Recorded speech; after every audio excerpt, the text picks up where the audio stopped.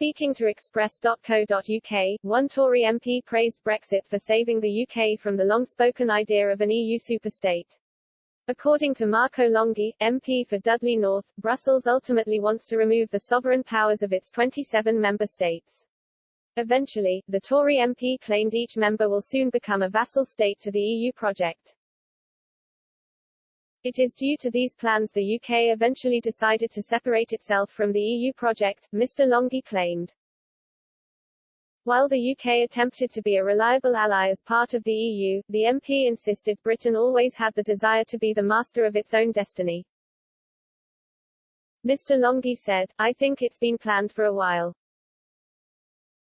I think it's been known in wider circles that this has been the plan among EU members, particularly certain EU members and the Commission.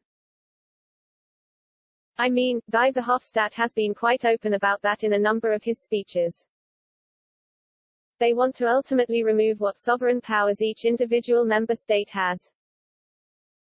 If you like, even though each state would then be identified by the name, they become a vassal state to this superpower, with all their powers centralized in Brussels and Strasbourg. And hence the reason for every bit of legislation that's been coming out has been pulling individual member states in that direction. And why increasingly so, over many, many years, the United Kingdom has felt increasingly uncomfortable with that process, because its natural instinct for the United Kingdom is to be a good partner, but to also be master of its own destiny, with its own democracy, which is accountable to each and every single voter."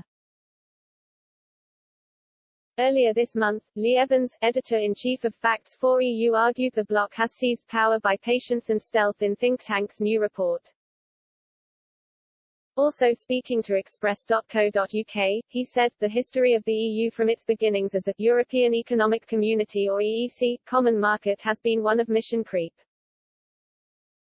Theirs was always a project to absorb member countries into one superstate, as they made clear from the start when they talked of ever closer union." The report also highlights warnings made to former Prime Minister Edward Heath over the EU's intention to eventually create a superstate. Mr. Evans added, "The basic facts of Mr. Heath's duplicity are not up for debate as the cabinet papers were all released 30 years later. It's now a matter of public record, as we detail in our report. All we've done is to highlight some of the major steps the EU has been taking along the road to the creation of this superstate, run by an undemocratic and inefficient bureaucracy, controlling vast swathes of the continent, and centralized in Brussels." French President Emmanuel Macron has long called for greater EU integration and had proposed plans for a European army. Just this year, MEPs accused Brussels of seeking to undermine nation-state democracies after the launch of the Conference on the Future of Europe. Leaders from the EU Parliament's European Conservatives and Reformists (ECR) group have voiced concerns over the year-long initiative to interact more closely with voters. It was launched by Arch-Federalist MEP Guy Verhofstadt, Croatian Commissioner Dubravka Šuica and Portuguese Minister Ana Paula Zacarias.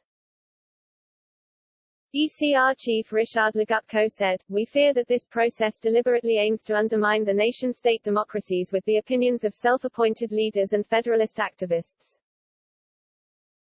At best, it will be a random and unrepresentative mix of voices that have no deeper legitimacy or meaning. There is a danger that it will result in a big bloc that leaves everyone disappointed or at odds."